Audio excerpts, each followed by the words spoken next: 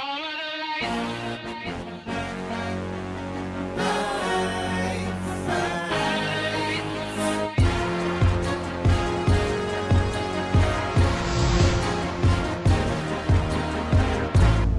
it's Brad here talking about time from the perspective of quantum mechanics. As a human being, we generally experience time as a linear event.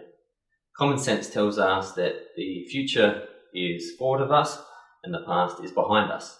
The past has happened and the future is yet to happen, and we make our way through the future and we learn from the past.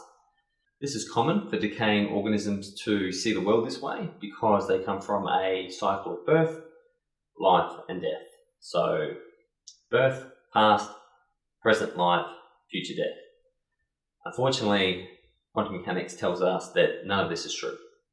In fact, quantum mechanics says that the very theory of time is relative.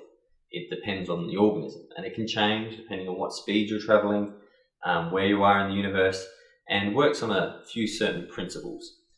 Einstein changed the format when he talked about space-time, space actually being part as a dimension when we start looking at the universe, but more important, the idea of quanta of time from quantum mechanics, which is an extraordinary understanding of time.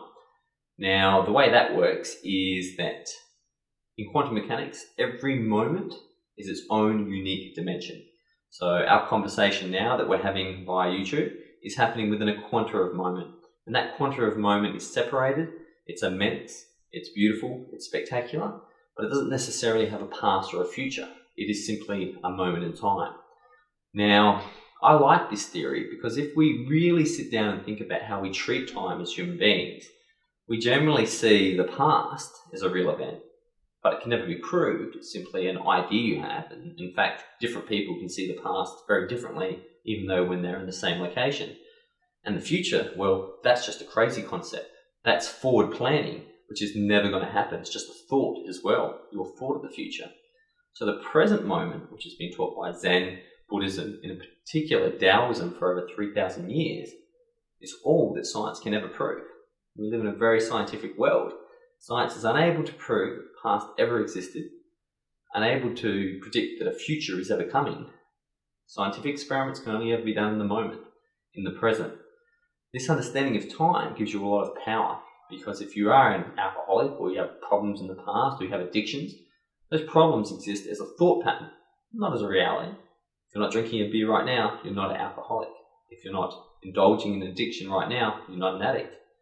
Key, the really important part of that is that you have total control. Your past does not equal your future, and your future is not real. You have the present moment. The Buddha once said, every day you awaken a new person. Now that concept of time is very, very powerful. Not only is it scientifically proven, but it will serve you in your life as you understand that the present moment is the only moment in which you can take action, and living and breathing and experiencing this moment is how you do justice to the universe's perspective of time. Not this figment of the imagination of past, present and future, which is only through decaying organisms that die. It's not relative outside of that. I suggest that you take a look at your understanding of time. Maybe there's some painful experiences in the past. Maybe there's some things in the future you're very anxious about. And understand that it's not scientific to worry about the past. It's not scientific to worry about the future. It's only scientific to be part of this quanta moment, which is the present moment that we're in now.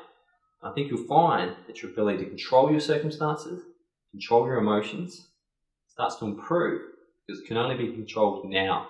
It can't be controlled in the past, and you can't build up a skill set to control it in the future, because both of those theories are incorrect. So if you like science and you like to live your life by what's being experimented and found, then you will like to live your life in this quanta of moment and to understand that present, future and past concepts, your experience of living is all that you have, and make the most of it. So that's the Hadron Collider's understanding of time. I think you should apply it to your life and see how you go. Thank you. And the Hadron Collider will see you next time on YouTube. Yeah.